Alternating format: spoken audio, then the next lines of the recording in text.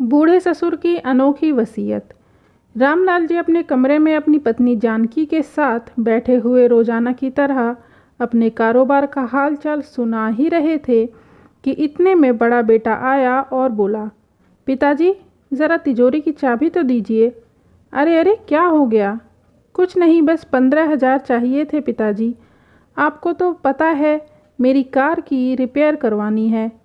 अच्छा ठीक है जानकी, ज़रा चाबी तो देना। जानकी जी अपनी कमर में से चाबी का गुच्छा निकाल कर दे देती हैं। बड़ा बेटा अभी जाता ही है कि इतने में छोटा बेटा आ जाता है।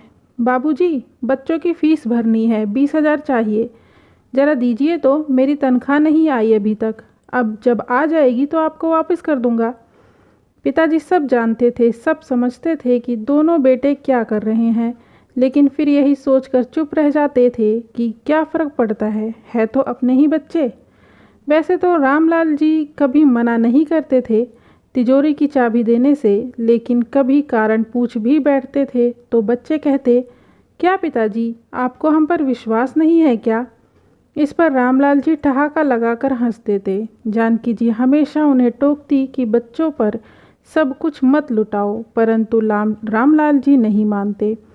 अरे जानकी, तुम तो जानती हो मेरे बच्चे मेरी जान हैं।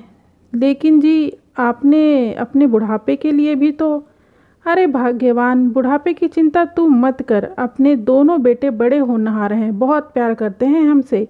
जो संस्कार हमने अपने बच्चों को दिए हैं उनके रहते हमें कभी कोई दिक्कत आ ही नहीं सकती। जानकी जी चुप कर जाती, लेकिन मन में कहीं न कहीं विचार तो चलते ही रहते थे। सोचती, आप भी कितने भोले हैं। आज के ज़माने में अपने लिए कुछ ना कुछ अवश्य बचा कर रखना चाहिए। बेटे तो अपने हैं, लेकिन बहुएं वो तो पराए घर से आई हैं, और वैसे आपसे ज़्यादा मैं अपनी बहुओं को अच्छे से जानती हूँ। यह सब विचार करते हुए जानकी जी एक टक अपने पति को निहारे जा रही थीं। इतने में रामलाल जी ने चुटकी बजाते हुए उनकी विचारशीलता को क्रम को भंग कर दिया। जानकी जी अपने विचारों की दुनिया से बाहर आईं। रामलाल जी बोले, अरे भाग्यवान, कहाँ गुम हो गई हो? मेरी चाय का समय हो गया है, आज मिलेगी या खुद ही बना लूँ? रामलाल जी ने चुटकी लेते हुए कहा, अरे आप क्यों चाय बनाएंगे? मैं राजू को आवाज़ देती हूँ, वो बना देगा। दरअसल जानकी जी ने रसोई घर और घर के दूसरे कामों को करने के लिए 16-17 साल का नौकर राजू रखा हुआ था, ताकि बहुओं पर काम का बोझ ना पड़े, और फिर इस उम्र में वह खुद भी तो ज़्यादा काम नहीं कर सकती थी। जानकी जी बोली, और वैसे भी चाय बनानी आती भी है आपको, जो खुद बनाएंगे? श्रीमती जी, मुझे चैलेंज मत कीजिए, बहुत बढ़िया चाय बना देता हूँ मैं। चलो आज तुम्हें चाय बनाकर पिलाता हूँ। कहते हुए रामलाल जी रसोई में जाकर चाय बनाने लगे तो इतने में राजू आ गया। अरे बाबूजी, मैं किस लिए हूँ, मैं चाय बनाता हूँ। अरे नहीं, आज की चाय मैं बनाऊँगा और तुम्हें भी पिलाऊँगा। कहते हुए रामलाल जी चूल्हा जलाने लगे, साथ में अपनी पत्नी के लिए गाना भी गाने लगे। बाहर दोनों बहुएं अपनी हंसी बहुत मुश्किल से रोक कर खड़ी थीं। शाम को जानकी जी और रामलाल जी रोज़ की तरह सैर सपाटे के लिए बाहर निकले। जानकी जी अपने आप को बहुत भाग्यशाली महसूस कर रही थीं कि उन्हें रामलाल जी जैसा सुलझा हुआ इंसान मिला। पर कहते हैं ना, कभी कभी अपने भाग्य को अपनी ही नज़र लग जाती है। अभी थोड़ी ही दूर निकले थे कि देखा सामने से एक तेज़ गति की कार बेकाबू होकर उनकी तरफ आ रही थी। कुछ समझ पाते इससे पहले ही कार ने उन दोनों को टक्कर मारकर बुरी तरह से घायल कर दिया। जब होश आया तो जानकी जी ने स्वयं को हॉस्पिटल के बेड पर पाया। देखा तो एक नर्स उन्हें ड्रिप लगा रही थी। उन्होंने उठते ही रामलाल जी के बारे में पूछा तो नर्स ने बताया कि रामलाल जी आईसीयू में हैं। दरअसल उन्हें बहुत ज़्यादा चोटें आई हैं, जिस कारण उनकी हालत गंभीर बनी हुई थी। सुनते ही जानकी जी ड्रिप उतार कर एक तरफ फेंकती हैं। चोटें लगने के बावजूद उठकर खड़ी हो गईं और चल पड़ीं। आज दर्द में भी इतनी हिम्मत कहाँ थी जो उन्हें रोक पाता। नर्स और हॉस्पिटल के अन्य कर्मचारी उन्हें पीछे से आवाज़ लगा रहे थे और जानकी जी को जैसे कानों में सुनाई देना ही बंद हो गया था। सिर्फ और सिर्फ रामलाल जी के प्यार भरी बातें ही उनके कानों में गूंज रही थीं। रामलाल जी को इतनी बुरी अवस्था में देखकर जानकी जी उन्हें देखती रह गईं। कुछ देर पहले जो रामलाल जी उनके साथ हंसते बतियाते सैर पर निकले थे, वो हॉस्पिटल के बेड पर जख्मी हालत में बेसुध पड़े थे। जानकी जी खुद को संभाल न सकी। उठिए ना, देखिए आपके सहारे तो मैं ज़िंदगी जी रही थी। आप ही तो मेरे दिल की भावनाओं को समझते हैं। अब आप ही इस तरह मुझसे रूठ जाओगे तो मेरा क्या होगा? कहते कहते जानकी ज़ोर ज़ोर से रोने लगी। उन्हें आईसीयू से बाहर ले जाया गया। आखिर उन्हें भी काफ़ी कमज़ोरी आ गई थी। जानकी जी को हॉस्पिटल के बेड पर लेटा दिया गया और उन्हें आराम करने को कहा गया। रामलाल जी की चिंता ही जानकी जी को खाए जा रही थी। आंखें बंद किए जानकी जी अपने पति के साथ बिताए मीठे पलों को याद कर रही थीं कि इतने में आवाज़ आई। बड़ी माँ आंखें खोलकर देखा तो सामने उनका नौकर राजू खड़ा था। जानकी जी की ऐसी हालत देखकर उसकी आंखों में आंसू आ गए थे। बोला, खाना खा लीजिए बड़ी माँ। जानकी जी इधर उधर देखने लगी। आसपास और कोई नहीं था। राजू बोला, सब लोग घर चले गए थे तो मुझे लगा कि आप हॉस्पिटल में अकेली हैं, तो आपका हाल चाल जानने आ गया। आते आते थोड़ा खाना भी ले आया। उठिए बड़ी माँ, खाना खा लीजिए। बाबूजी भी जल्दी ही ठीक हो जाएंगे, आप चिंता मत कीजिए। राजू का स्नेह देखकर जानकी जी को कुछ हौसला हुआ। उन्हें लगा कि उनके साथ कोई तो खड़ा है इस दुख की घड़ी में। इतने में नर्स अंदर आई। बोली, जानकी जी आपके पति को होश आ गया है। राजू उन्हें रामलाल जी के पास ले गया। रामलाल जी होश में तो थे परंतु अपने हाथ पैर नहीं हिला पा रहे थे। यह देखकर जानकी जी दर्द और चिंता से भर गईं, लेकिन अपने पति के सामने कमज़ोर नहीं पड़ना चाहती थीं। इसीलिए तुरंत अपनी पीड़ा अपनी आंखों में समेटकर रामलाल जी की ओर देखकर मुस्कुराईं और बोलीं, भगवान का शुक्र है आप ठीक हैं, अब हम जल्दी ही अपने घर चलेंगे। तबीयत थोड़ी संभलने के बाद उन दोनों को हॉस्पिटल से छुट्टी मिल गई।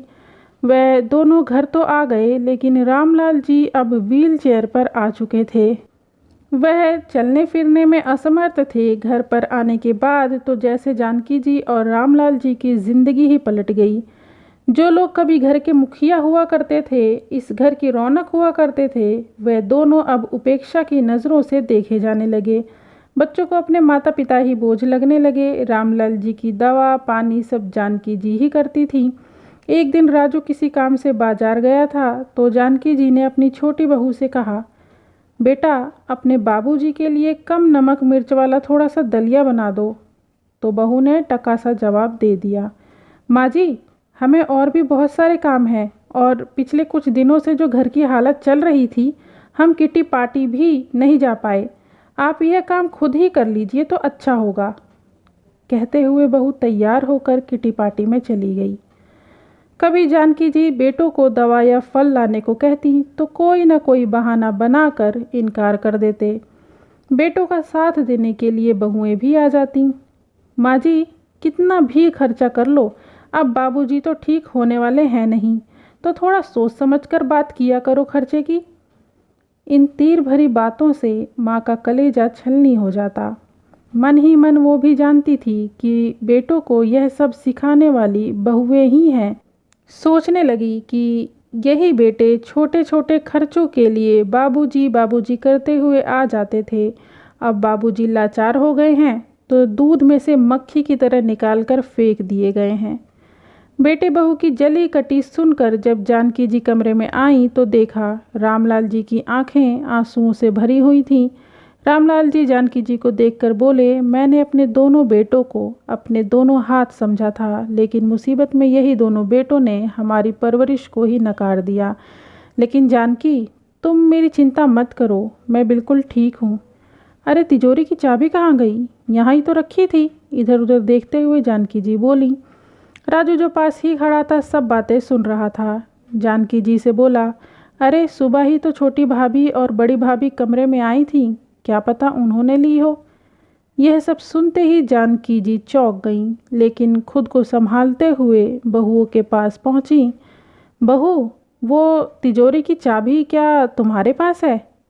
जानकी जी थोड़ा सकुचाते हुए बोली। बहुएं तो जैसे तैयार ही खड़ी थी चिल्लाने को। माँ जी, आप तो पैसा लुटाने में ऐसे लगी हुई हैं जैसे पैसे पेड़ पर उग रहे हों।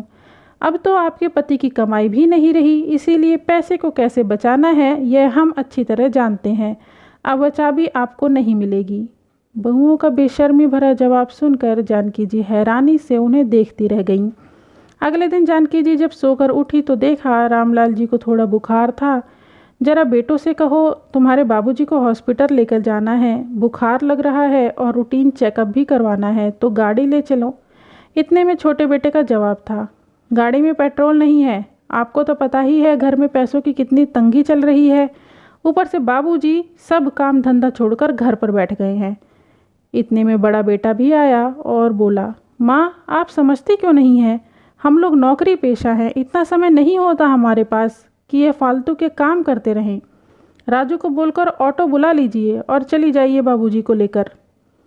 जानकी जी अपमान का घूंट पिए चुपचाप खड़ी थीं। उन्होंने उस समय कुछ ना बोलना उचित नहीं समझा। इतने में राजू ने आवाज़ लगाई, आइए बड़ी माँ, मैं ऑटो बुलाकर ले आया हूँ। जाते हुए जानकी जी ने राजू से कहा, पर बेटा मेरे पास तो पैसे भी नहीं बचे दवा और फल लाने के लिए। मैंने पैसे उठा लिए हैं, तनख्वाह में से कुछ बचे थे, पूरे हो जाएंगे। कहते हुए राजू बाबूजी की व्हीलचेयर को सरकाते हुए ले गया।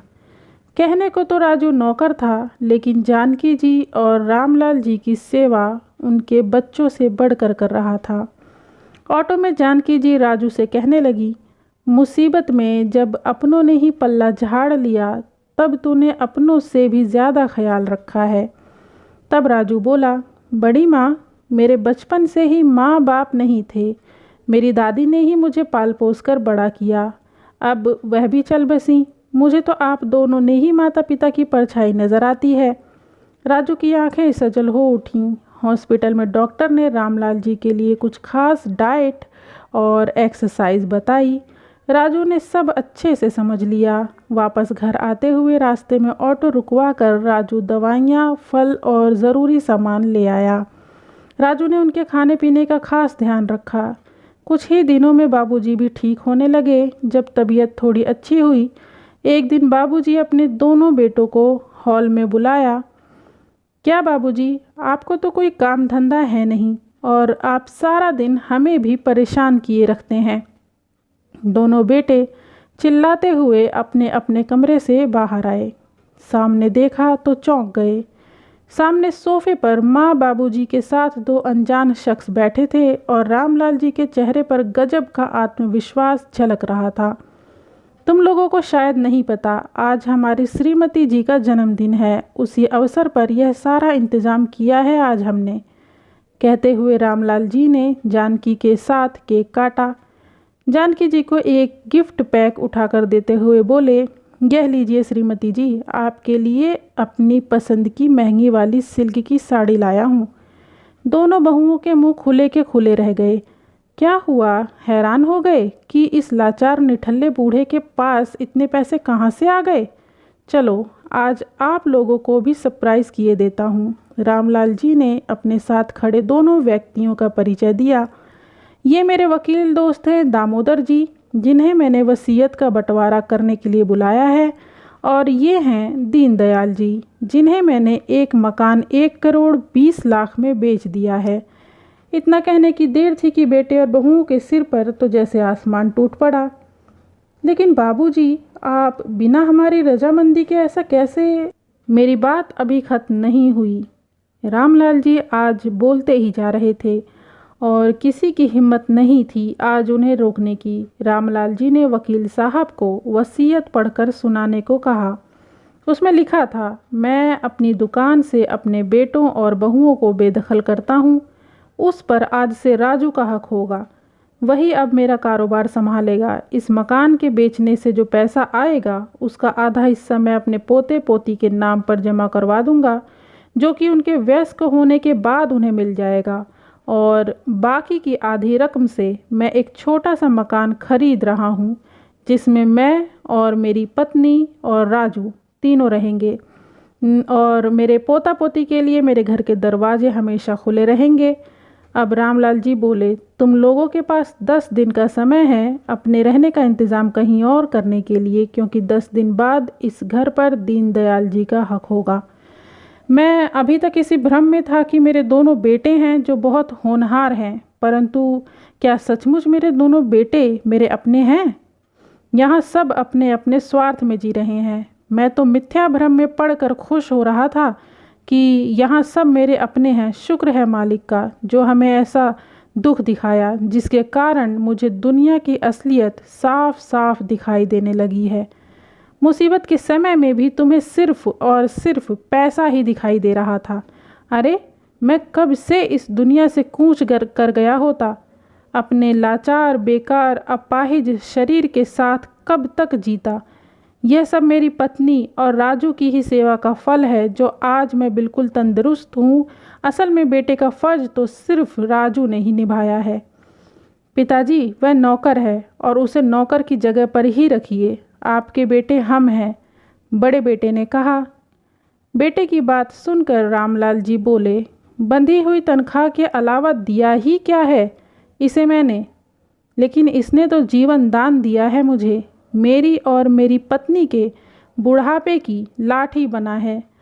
अब तो दोनों बेटे बहुएं माँ जी के चरणों में गिर पड़ी और बोली, हमसे बहुत बड़ी गलती हो गई माँ जी, आप ही कुछ समझाइए बाबूजी को। हम लोग आपके ही तो बच्चे हैं, और फिर रिश्तेदार क्या बोलेंगे यह भी तो ज़रा सोचिए ना। बहुओं को माँ जी से कुछ उम्मीद थी, लेकिन जानकी जी उनकी उम्मीदों पर पानी फेरते हुए बोली, यह बात तब याद क्यों नहीं की थी जब तुम लोगों के सामने लाचार होकर मैं तुम्हारे बाबूजी की ज़िंदगी की भीख मांग रही थी। और फिर रिश्तेदार जो कहेंगे सो कहेंगे, मुझे उनकी कोई चिंता नहीं। तुम अपना सामान बांधने की तैयारी करो। माँ पिताजी की हिम्मत देखकर आज बेटे और बहू भौंचक के रह गए। शायद उन्हें अपने कानों पर यकीन नहीं हुआ। वो लोग बहुत गिड़गिड़ाए, लेकिन अंत में वही हुआ जो वसीयत में रामलाल जी ने लिखा था। बेटों और बहुओं को अपने किए की सज़ा और सबक दोनों मिल चुके थे। दोस्तों, ये प्यारी सी सीख देती कहानी आपको कैसी लगी कमेंट में ज़रूर बताना। वीडियो को लाइक करना और हाँ, चैनल को सब्सक्राइब ज़रूर कर देना। वीडियो पूरा देखने के लिए धन्यवाद।